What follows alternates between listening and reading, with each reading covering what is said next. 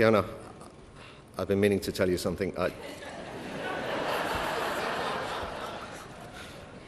I've missed you from the television. I want you to come and do that, if you can, at the AGM of the Hull Western Hessle CLP. It's on a Thursday evening in Hessle Town Hall, but it would be a great start to our new year.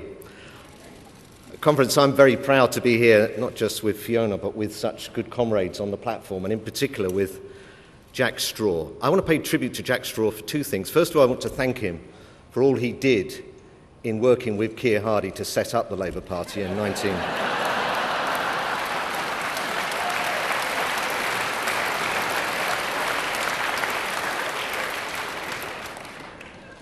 I also want to pay tribute to him for 12 years as a cabinet minister in a Labour government. And you know something?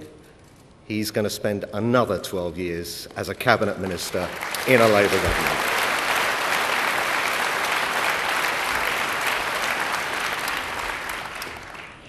Conference, there are three things that we need to do in the coming months: defend our record, explain our vision, display our unity. Crime is the area of government policy where perhaps statistics matter the least and perception matters the most.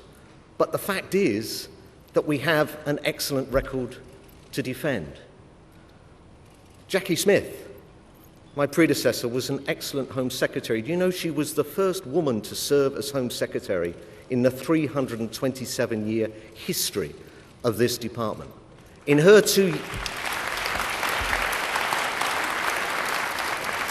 Jackie's 2 years alone, neighbourhood policing has been established in every locality, a points-based immigration system is introduced, and police accountability is being improved through the policing pledge.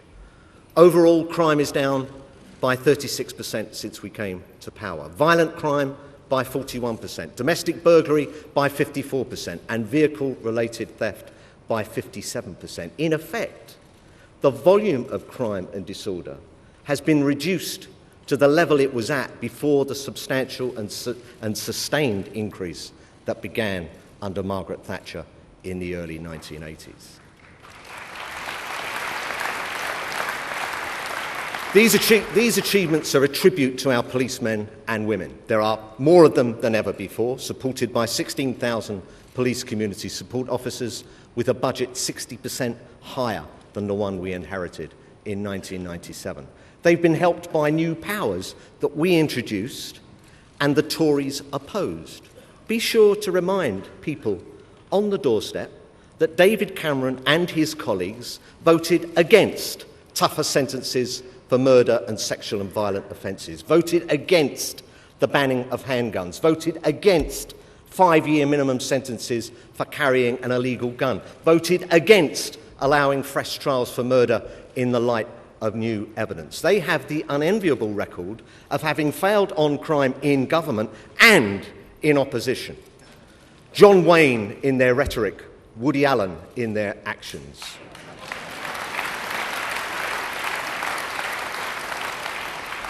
And you know, when I hear the party of Section 28, as Jack was pointing out, the party who are pledged to repeal the Human Rights Act, when I hear them posturing as the defenders of liberty, I'm reminded of the great words of Tony. That's Hancock, not Blair. He said in a memorable episode of Hancock's Half Hour, "Does no one care about Magna Carta? Did she die in vain?"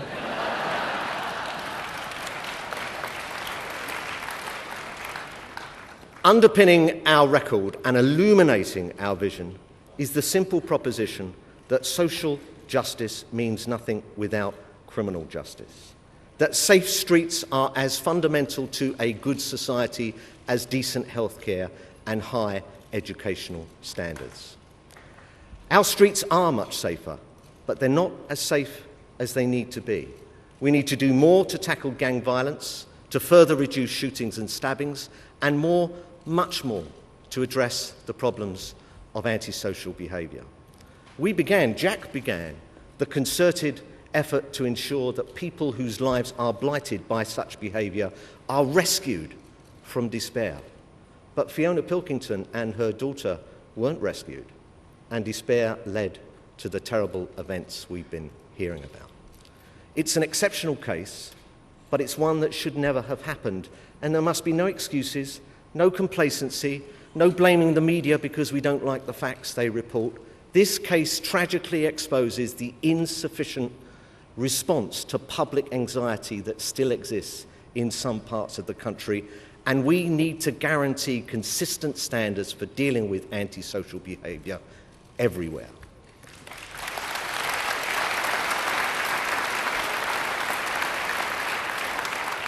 We need to ensure that any breach of an ASBO is prosecuted. We need to support victims and subject perpetrators to the full range of enforcement powers we have introduced, not as a last resort, but as a preventative measure. Above all, we need to make it clear that antisocial behaviour isn't a low-level nuisance to be tolerated. It's a major source of insecurity and unhappiness that has to be tackled wherever and whenever it occurs.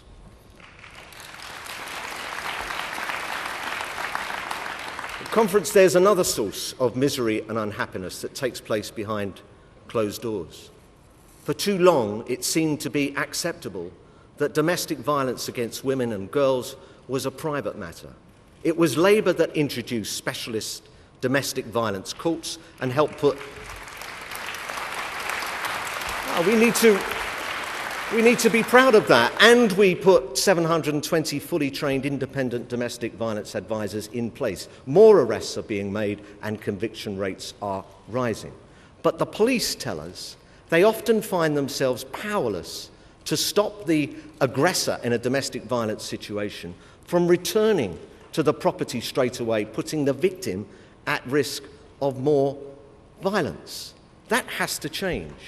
And that's why I'm bringing forward measures today to allow the police to issue domestic violence prevention orders to stop the aggressor from returning, not just to the house, but to the whole immediate area, and forcing him to remain out of the vicinity for a set period.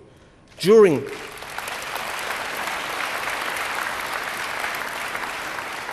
this time, support will be provided for the victim, including counselling and practical options for getting away from a violent partner.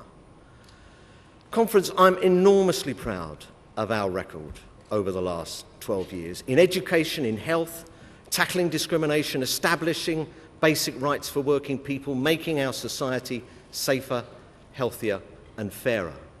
Gordon Brown has been integral to all of these achievements, and he has led the way in addressing the biggest global economic and political challenge of our age. As we approach a general election, we have to persuade the British public to do something that they've never had the opportunity to even contemplate before, to give a fourth term to a Labour government. We need to persuade all those who've supported Labour in the past, perhaps even campaigned for Labour, but who became discouraged or disillusioned, that now is the time to come back and join us. Because this coming political battle really is a fight for this country's future. The Lib Dems are offering savage cuts. The Tories promise an age of austerity. Only Labour can offer hope and opportunity against Cameron's Notting Hill version of laissez-faire.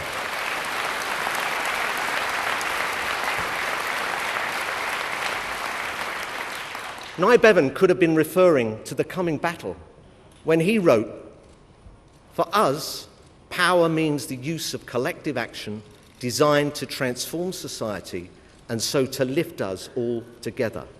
To us," Bevan said, "the doctrine of laissez-faire conveys no inspiration because the hope of individual emancipation would be crushed by the weight of accomplished power."